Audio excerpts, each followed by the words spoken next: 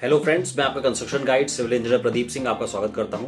देखिए, आज हमारा 4th स्टेप है। हम आपको हाउस कंस्ट्रक्शन स्टेप्स की सीरीज चला रहे हैं आपके लिए, जिसमें आपको स्टेप वाइज समझा रहे हैं कि एक प्लॉट से लेकर आखिर पुट्टी पेंट तक घर आपका कैसे कंप्लीट होता है, क्या क्या स्टेप्स होते हैं। हमने देखिए फाउंडेशन, एक्सकवेशन, प्लिंथ बीम ये सब खत्म कर दिया आपके लिए, कॉलम प्लेसमेंट। अब देखिए इसमें आपको कॉलम की ढलाई और ब्रिक वर्क समझाएंगे कि कैसे कॉलम को ढाला जाता है, उसमें क्या क्या आपको इंपॉर्टेंट बातें नोट रखनी है, और जब आपका काम हो रहा है कैसे चेक करना है, और ब्रिक की चुनाई कैसे करनी है, दीवार कैसे खड़ी करनी है सही तरीका। आइए देखिए वीडियो स्टार्ट करते हैं। देखिए आपको इंपॉर्टेंट पॉइंट्स बता रहे हैं, रफली जल्दी जल्दी में इंपॉर्टेंट पॉइंट्स आपको बता रहे हैं। देखिए कॉलम जब प्लेस करते हैं तो सबसे पहले कॉलम स्टार्टर बनाना बहुत जरूरी है, जिसके ऊपर कॉलम खड़ा करता है। देखिए इस साइड पे नहीं बना है, आपको आगे वाली वीडियोस में बताएंगे कॉलम स्टार्टर कैसे खड़ा करा जाता है। एमएस स्टील के देखिए जो प्लेट्स लगाई जाती हैं, इनके अंदर आप पहले ऑयलिंग करेंगे और जो स्लरी होगी सीमेंट स्लरी डालेंगे, ताकि जो अपना जो मेंबर्स हैं, मतलब सरिया और सीमेंट है और जो अपना कंक्रीट डाल रहे हैं, वो ढंग से एक दूसरे से चिपक सके, स्टिक कर सके, ताकि सॉलिड बन सके बढ़िया। और आपको देखिए M20 ग्रेड का यूज करना है, और आपको देखना ही है प्रॉपर की रीइंफोर्समेंट है वो बिल्कुल बढ़िया लगी रहे। और जो डाल रहे हैं आप तो देखिएगा आपको कि आराम से उसमें वाइब्रेटर यूज करें, ताकि जो सेटलमेंट हो आराम से धीरे धीरे प्लेस करेंगे सब कुछ। देखिए कॉलम देख रहे हैं आप कितने बढ़िया निकले हैं। तो इसमें जो आराम से मटेरियल डाला है M20 ग्रेड का, वो धीरे धीरे आराम से डाला गया ताकि सेग्रीगेशन नहीं हुआ है।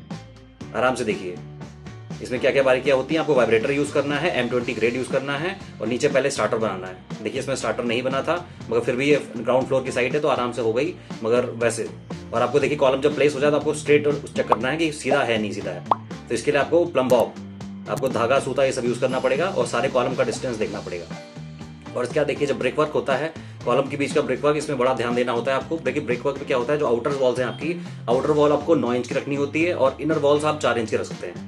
क्योंकि इनर वॉल्स उसमें मान लीजिए कुछ उसको सनलाइट वाटर ये सब को रेजिस्ट नहीं करना, मगर आउटर वॉल्स को सब कुछ फेस करना है, wind sun water rain everything.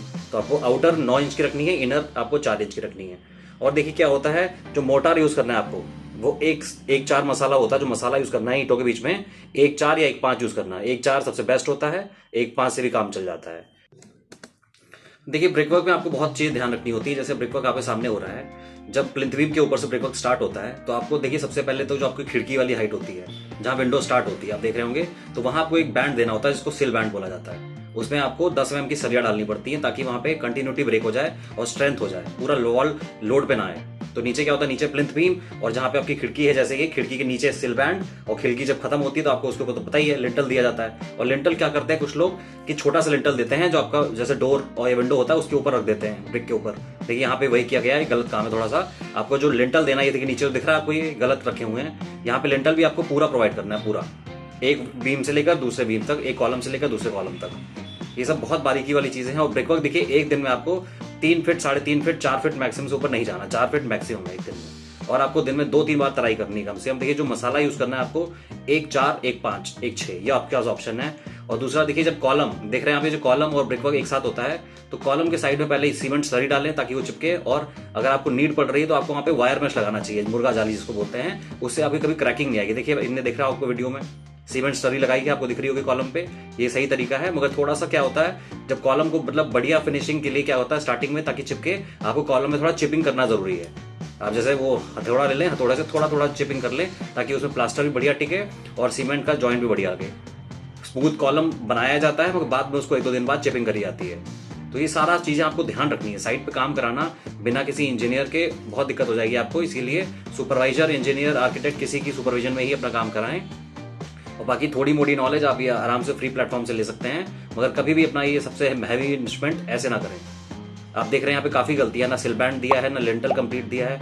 ये देखिए तराई कर रहे हैं, अच्छी बात है, ये तराई करते रहना चाहिए बीच बीच में। जो पुराना काम है उसमें तराई करते रहो, नया काम करते रहो। और तराई लेवल पे 7 से 10 दिन तक लगातार करनी है, जब आपको नीड दिखे डेली। और देखिए जो आपको सिल बैंड्स और ये देना बहुत जरूरी है। और जो देखिए मोटार होता है, मोटार जो 2 ईंटों के बीच में होता है, वो 10 mm तक तो देना ही देना है, इससे ज्यादा मोटा नहीं देना, वरना आपका स्ट्रेंथ खराब हो जाएगी। 10 mm जो मोटार होता है, जैसे एक ईंटे और दूसरे ईंटे के बीच में जो आप मसाला लगाते हैं, मसाला 10 mm तक। और दूसरा ये सबसे बड़ी चीज आप ये सुन लीजिए, जब आप ईंटे इसमें चुनाई के लिए यूज करते हैं तो उनको गीला करना बहुत जरूरी है। जिनको आप हो सके तो 24 घंटे पानी में सोक करना जरूरी होता है। ब्रिकवर्क होती है, ईंटों को सारा पानी में सोक करें और उसके बाद यूज करें। इतना ऑप्शन नहीं है तो फिर उसमें पानी सुबह सुबह 2-3 घंटे पहले तराई करें ईंटों की, लगाने से पहले। लगाने के बाद तो करनी है, लगाने से पहले भी करनी है। ये कुछ बेसिक बातें हैं जो आपको याद रखनी है, ये बहुत जरूरी है एक अच्छे काम के लिए।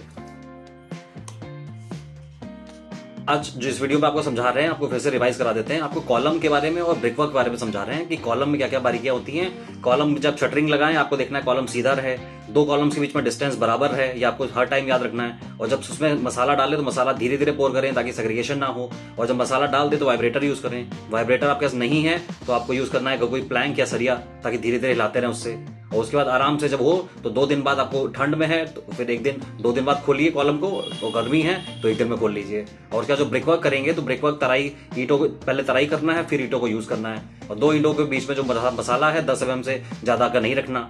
ये बेसिक बातें आप याद कर लीजिए, मतलब एक बार 2-3 बार सुनेंगे इसको, आपको सब समझ आ जाएगा। जब आपका काम हो रहा है, देखिए मसाला बन रहा है तो आपको ध्यान रखना मसाला कैसा बन रहा है। मसाला 1-4 का बने तो बहुत बढ़िया, 1-5 का मैक्सिमम। और उसके बाद तराई करना बहुत जरूरी है।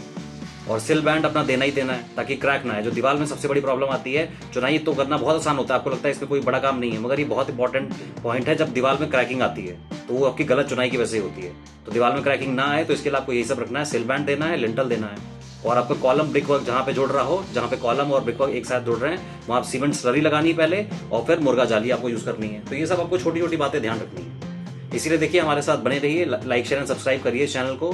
आपको एक एक बारीकियां बताएंगे कंस्ट्रक्शन और इंटीरियर से रिलेटेड, इंपॉर्टेंट पॉइंट जो आपको डेली लाइफ में कोई नहीं बताएगा। जो काम कर रहा होगा वो अपने सीक्रेट्स नहीं बताता आपको कि कहाँ कहाँ कमियां वो कर रहा है, कहाँ से क्या कर रहा है। इसलिए आपको अपने आगे ही एडवांस नॉलेज लेके चलना पड़ेगा ताकि वेरीफाई कर सकें आपका काम कैसा हो रहा है।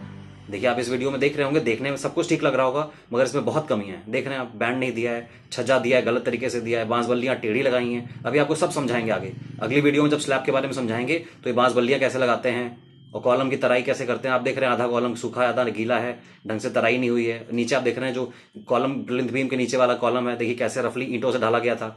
ये सब गलत तरीके हैं, आपको इन्हीं सबसे बचना है। Please like share and subscribe और बने रहिए हमारे साथ। Thank you.